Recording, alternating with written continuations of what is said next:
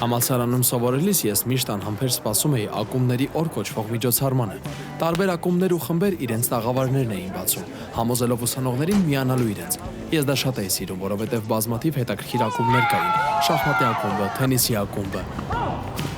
Մեղվապահների խումբը։ ԿԴԱ-ն։ Հələ սպասիր։ ԿԴԱ ակումբն ինչ է։ ԿԴԱ-ն կենդանի դերակատարման ակումբ։ Այնտեղ կարող ես հագնել օրինակ ուրիշ դարի հանդերձանք, մարտեր մղել եւ այլն։ Հավես է։ Հնարավոր չէ, որ մարդիկ նման բաներով զբաղվեն։ Հնարավոր է, Google-ով նայիր։ Քեզ տալիս են սուր վահան, նույնիսկ նետ ու աղեղ։ Չէ։ Ես նույնիսկ փոքր շիշ ունեմ որպես թույնի սրվակ։ Չէ, նման բան Կա, չկա։ հեն էլ ոնց։ Դրանք այնքան շատ էին՝ Բանավեճի ակումբը, ծովային կենսաբանության ընկերությունը, մի խոսքով 100-ից ավելի տարբերակ, եւ ամեն մեկը համոզում էր, որ իր մոտ գրանցվես։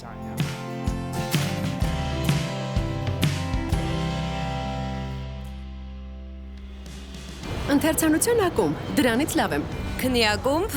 չգիտեմ։ Բասկետբոլի ակումբ, փոքրերին սովորեցնելու համար։ Շախմատ։ Շախմատի Կարող ես ակումբ։ սովորեցնել ինձ։ Սիրում եմ շախմատ։ Ես միջին դասարաններում շախմատի ակումբ եմ կազմակերպել։ Երևի նորաձևության ակումբ կբացեի, որովհետև աշխարհում դրան բոլորն են արձագանքում։ Այդտեղ իրենց կարող են գտնել թե տղաները, թե աղջիկները, թե համարձակ, թե համեստ թաքնվողները։ Լավ է, որ ամեն ոք կարողանում է ինքնաարտահայտվել։ Չգիտեմ, երևի սուրճ խմողների ակումբ։ Ման ես գալիս ու տոննաներով սուրճ խմում։ Ես թվերով ներկելու ակումբ կբացեի։ Ես հաստատ այգեգործության ակումբ կբացեի իմ դպրոցում։ Երեկույթի ակումբ, որտեղ ուղակի խնջույքներ ես անում։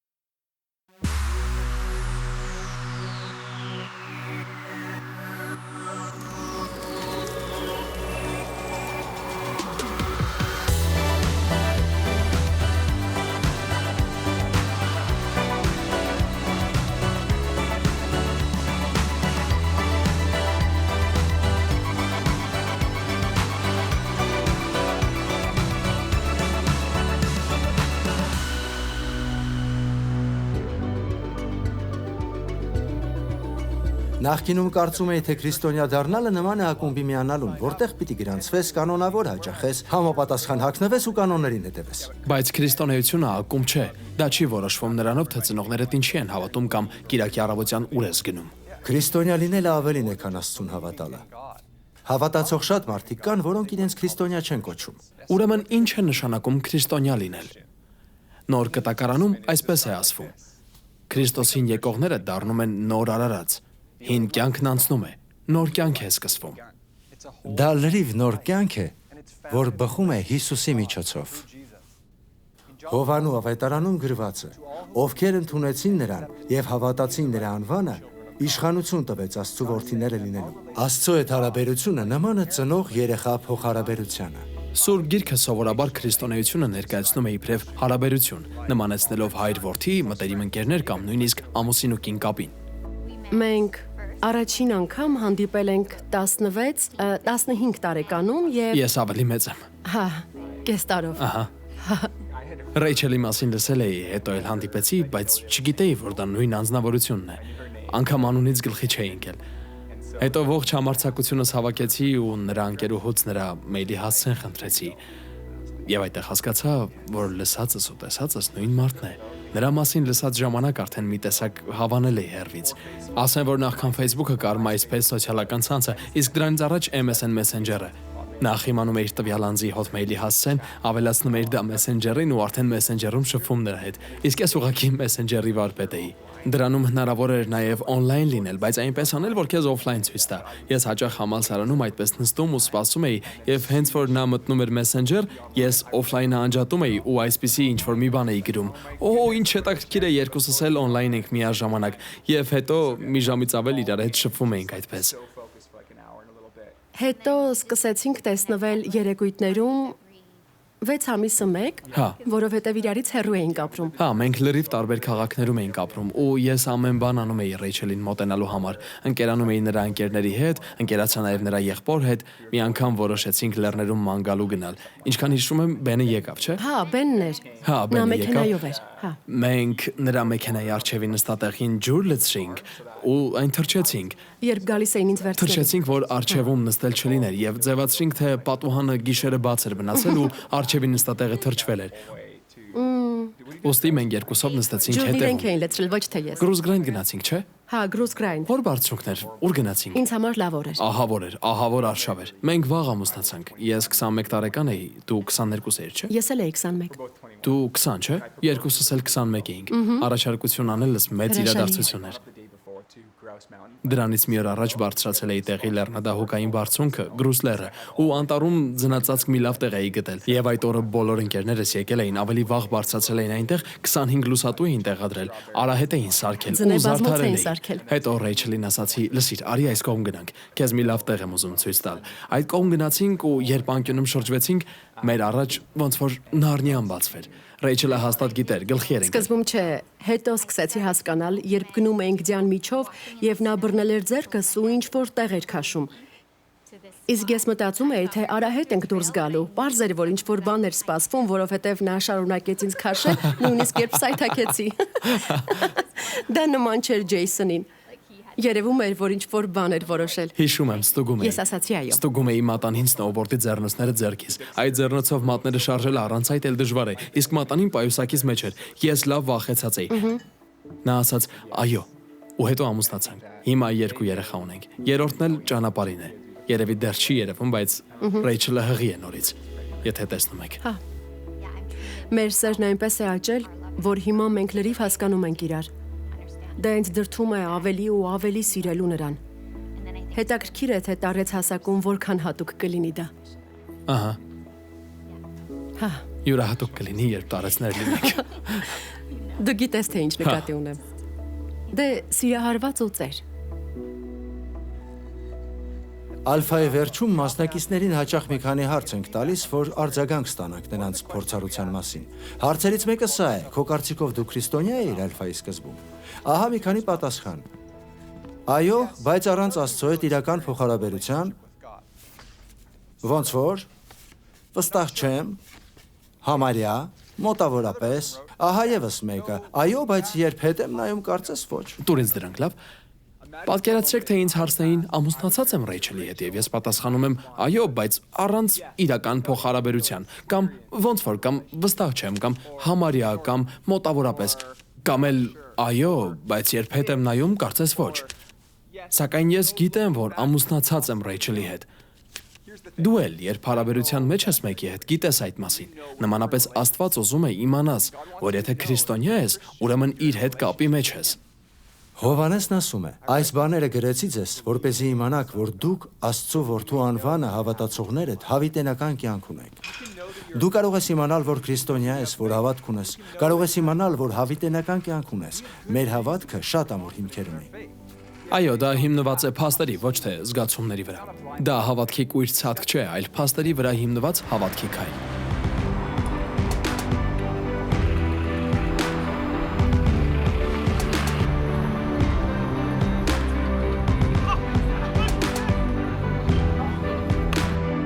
Եթե ինձ հարցնեք, թե ինչպես գիտեմ, որ ամուսնացած եմ, կարող եմ ցույց տալ իմ ամուսնության վկայականը։ Ճիշտ է, դա այնքան ռոմանտիկ չէ, որքան Փարիզում մայրամուտը դիտելը, Սենայի ափին զբոսնելը կամ Էֆելյան աշտարակի մոտ ընթրելը, բայց դա շոշափելի ապացույց է։ Նույն կերպ, եթե հարցնեք, թե ինչպես գիտեմ, որ քրիստոնյա եմ, ապացույցներից մեկը Սուրբ Գրքի խոսքերն են։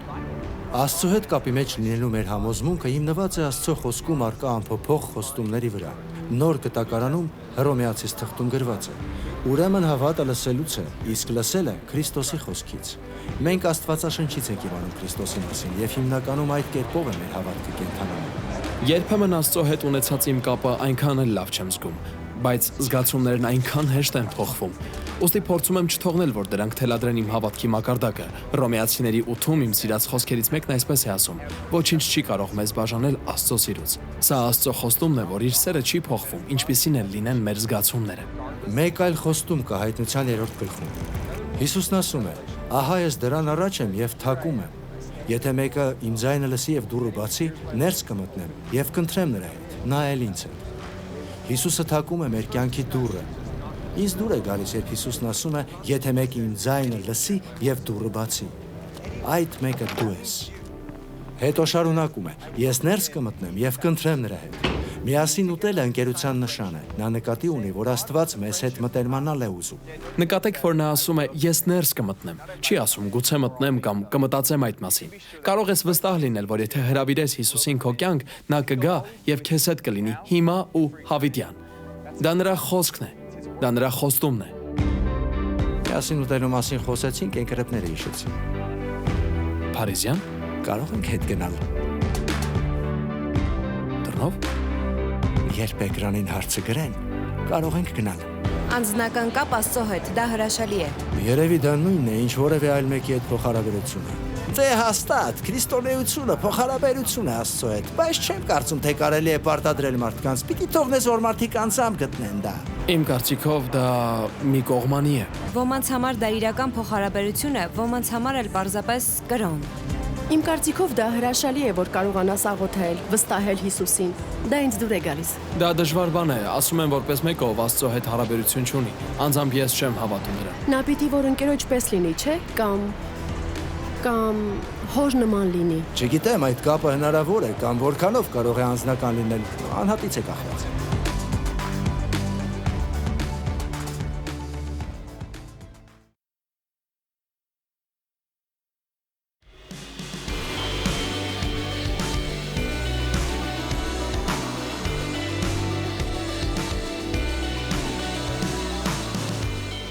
Այսպեսով, եթե ինձ հարցնեիք, թե ինչպես գիտեմ, որ ամուսնացած եմ, ցույց կտայի ամուսնությանս վկայականը, բայց նաև կարող էի վկայակոչել պատմական իրադարձությունը 2009 թվական հուլիսի 4-ի իմ հարսանիքը։ Ինչ լավ օր էր։ Եվ եթե ինձ հարցնեիք, թե ինչպես գիտեմ, որ քրիստոնյա եմ, ցույց կտայի Աստծո խոստումները Աստվածաշնչում եւ կարող էի վկայակոչել պատմական իրադարձությունը Հիսուսի մահն ու հարությունը։ Հռոմեացիների 5:8 գրված է. Աստված մեր նկատմամբ իր սերը հայտնեց, երբ մենք դեռ մեղավոր էինք։ Քրիստոսը մեզ համար մեռավ։ Աստված չսպասեց, որ մենք կատարելագործվենք։ Նա նախաձեռնեց խնդրի լուծումը։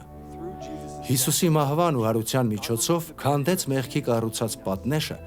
եւ մեզ իր հետ շփվելու հնարավորություն տվեց։ Ոմանք մտածում են, թե իրենք չէին կարող քրիստոնյա լինել, քանի որ բավականին լավը չեն։ Քրիստոնեությունը իրենց նմանների համար չէ, սակայն քրիստոնեությունը ոմանց մենաշնորհը չէ։ Աստծո սերը բոլորի համար է։ Դա նշանակում է, որ ես եւ դու կարող ենք գալ Աստծո մոտ, ինչպիսին որ կանք։ Մեր գործերը կարևոր չեն։ Խաչի վրա Հիսուսի արած գործն է կարևոր։ Հռոմեացիներում փրկությունը ներկայացված է իբրև Աստծուց նվեր։ Գրված է. որովհետև մեղքի հատուցումը մահն է, իսկ Աստծո շնորհը հավիտենական կյանքը մեր Տեր Հիսուս Քրիստոսի միջոցով։ Կարծում եմ մարդու համար դժվար է պատկերացնելը, որ նման մեծ նվերը տրվում է լրիվ անվճար։ Մենք բնազդաբար դրանում ծուղակ ենք տեսնում։ Օ, բարև Ջեյսոն։ Բարև Բեն, ձրի պաղպաղակ կուզես։ Կարծեցիր հավատացի։ Սակայն հավիտենական կյանքը պարգև է։ Այն գերազանցում է մեր բոլոր պատկերացումները եւ ոչ մի ծուղակ չունի։ Մյուս կողմից էլ այնպես չէ, թե դա գին չունի։ Դրա արժեքն անգնահատելի է։ Դա Հիսուսի կյանքն արժեցավ։ Հիսուսը վճարեց, որպեսզի մենք նոր կյանք ունենանք։ Պարզապես մենք չենք կարող դա վաստակել, միայն կարող ենք ընդունել։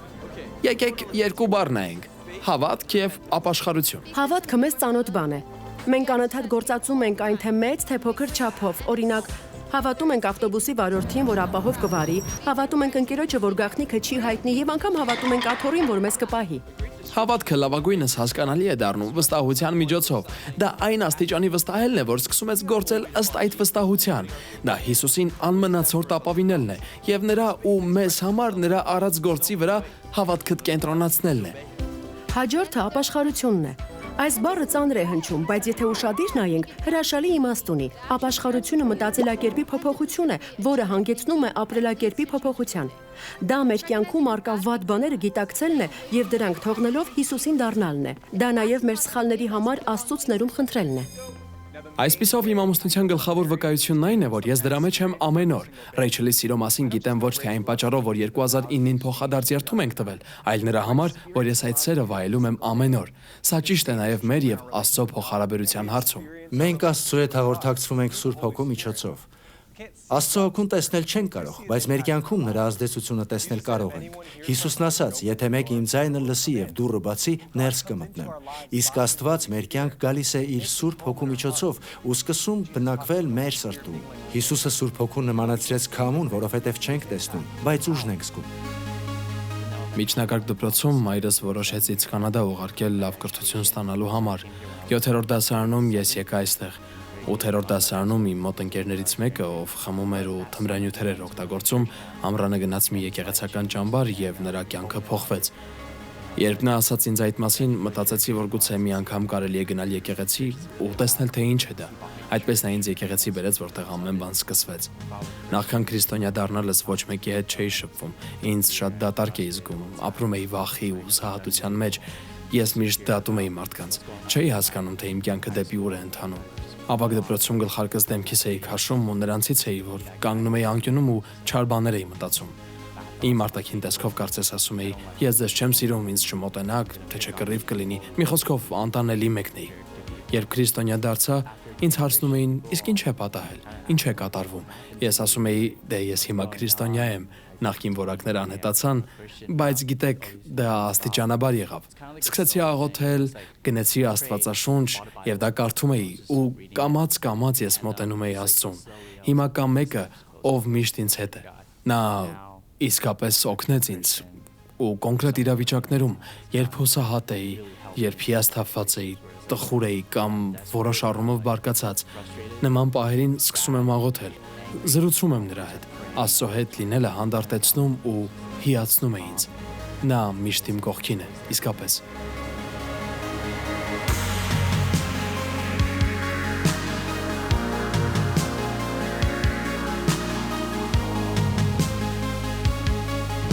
Ես այս տղան եմ, ով հիանում է իրենով այլու մեջ։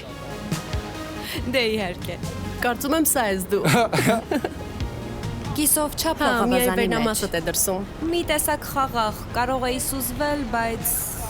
Ուղղակի նստած ես։ հանդարտ ինձ համար։ Ես երևի սա եմ, ով ոտքի ծայրով փորձում է ջուրը, որովհետև դա միշտ իմ առաջ է եղել, բայց ես միշտ մտածել եմ,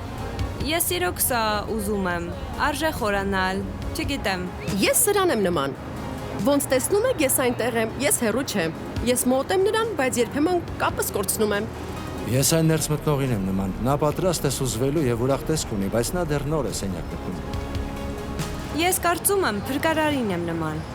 որովհետև ես կրոնական չեմ եւ կողքից եմ դիտում։ Օ, ես այս նետվող տղան եմ։ Ես նա եմ, ով պատրաստվում է նետվելու կրոնի մեջ։ Դե, գիտեք։ Հավատք, գալիս եմ։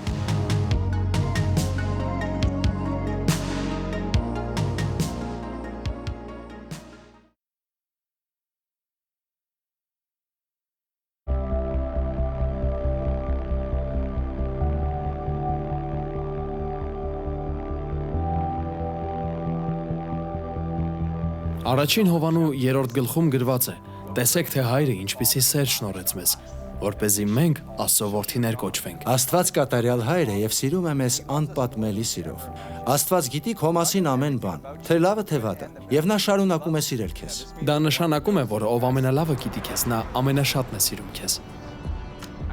Ես մեծացել եմ լատինական բանդաներով լի միջավայրում, որը հագեցած էր բռնությամբ, հանցավոր կյանքով։ Բայց մյուս կողմից էլ բազմաթիվ երիտասարդ ընտանիքներ կային, մարդիկ, որ փորձում էին լավագույն ձևով կառուցել իրենց կյանքը։ Այդ ժամանակ էր նաև, որ մի տեսակ սիրահարվեցի հիփ-հոփին։ Դա ասես իմ երգն էր։ Ինձ շրջապատող բանդային կյանքը ինձ չէր գրավում, հավատում եք։ Ես սիրահարվեցի այն հիփ-հոփին, որը ինքնաճանաչողության, համայնքին օգնելու եւ մշակույթի մեջ դրական շարժ բերելու մասին էր։ Այդ տեսակի հիփ-հոփը ինձ հրապուրեց։ Երբ միջնակարգ դպրոցում էի, ծնողներս հավատացյալ դարձան։ Ու երևի միջին դասարաններում էր, որ ես էլ միացա նրանց։ Հիշում եմ 5-րդ ու 6-րդ դասարաններում Կիրակնորա դպրոցի ուսուցիչը ավետարանից հատվածներ էր ուղղակի անգիրասում։ Նա կարծես ինձ ուղղված նամակ էր կարդում, Աստծուն որպես հոր ճանաչելը։ Գիտեք, ինձ նման անցյալ ունեցողի համար հաճախ գայթակղության քարի պես մի բան է։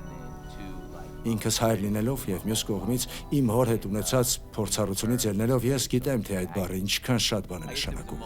Պահ եկավ, երբ ես լուրջ որոշում պիտի կայացնեի հանձնվելու Աստծո խոսքին, որ այն ձևավորեր իմ անհատականությունը։ Սակայն գիտեմ, որ Աստված, որպես իմ հայր, գուցե ինձ երես տալով տվել է ինձ բաներ, որոնցով կարող եմ հպարտանալ ու ասել. ահա թե իրականում ով եմ ես։ Ես հոգու ջերմություն, իմացություն ու Աստծո հետ շփում ունեմ այն պատճառով, որ գիտակցում եմ։ Այդ տիեզերական տիրակալը ժամանակ է գտնում նայելու ցած, անձամբ ճանաչելու ինձ, տալով ինձ որդիության ու իր ընտանիքին պատկանելու զգացում։ Ուրեմն պետք է ապրել այդ ազատության, այդ բարության մեջ։ Ես թույլ չեմ տա, որ իմ դուստրը մտածի, թե քննությունը չհանձնելու, տնօրենի մոտ տարվելու կամ որևէ այլ պատճառով ինքն էլ առաջվա չափ իմ դուստրը չէ, կամ ես կարող եմ իրեն չհամարել իմ ընտանիքի անդամը։ Դա ծիծաղելի է, պարզապես ծիծաղելի է։ Դու իմ աղջիկն ես, ես ուղղակի սիրում եմ քեզ, դու իմ ընտանիքի անդամն ես, դա է հիմքը, որից պետք է սկսես։ Դու կարող ես աշխատել քո վճիռների վրա, բայց դրանք երբեք չեն որոշում քո կարգավիճակը իմ հանդեպ, հասկանում ես։ Ոչ մի բան չի փոխում քո կարգավիճակը հոր նկատմամբ։ Ասենք, քեզ լավ պահեցիր, ուրեմն դեռ սիրված ես։ Հասկանում եք։ Չկա սխալների քանակ, որը կարող է փոխել դա։ Պողոսի աղոթքն է, որպեսզի բոլոր սրբերի հետ կարողանաք հասկանալ, թե ինչ են լայնությունը եւ երկարությունը, բարձրությունը եւ խորությունը, ճանաչեք Քրիստոսի սերը, որը գերազանցում է ամեն գիտություն, որպեսզի Աստծո ամբողջական լիությամբ լցվեք։ Աստված ուզում է, որ իմանաս, դու իր զավակն ես, դու սիրված ես, դու կապված ես իր հետ։ Եթե վստահ չես, որ Աստծո հետ հարաբերություն ունես, բայց կցանկանայիր ունենալ, ուզում ենք քեզ հնարավորություն տալ անելու դա աղոթքով։ Եթե պատրաստ չես, դրան խնդիր չկա։ Մենք պարզապես ուզում ենք նման առիթ տալ։ Ես ուղղակի մի պարզ աղոթք կասեմ, իսկ դուք կարող եք մտովի կրկնել այդ խոսքերը։ Աղոթենք։ Երկնային Հայր, շնորհակալ եմ, որ դու այդքան սիրում ես ինձ։ Շնորհակալ եմ Հիսուս, որ մահացար ինձ համար, որպեսզի ես կարողանամ ներում ստանալ։ Ես ընդունում եմ այդ ներումը եւ ասում եմ այո, քեզ հետ հաղորդակցվելու հրավերին։ Ես թողնում եմ իմ կյանքի վատ բաները եւ իմ հավատքն ուղղում եմ դեպի քեզ։ Խնդրում եմ իմ սիրտը լցրու քո Սուրբ Հոգով։ Շնորհակալ եմ Հիսուսի անունով։ Ամեն։ Ուզում ենք շնորհակալություն ասել ձեզ, որ մինչև այստեղ եկաք մեզ հետ Ալֆայում։ Գիտենք, որ դեռ շատ հարցեր ունեք, իսկ դա շատ լավ է, քանի որ ձեզ հետ դեռ քանիցս հանդիպելու ենք անպայման։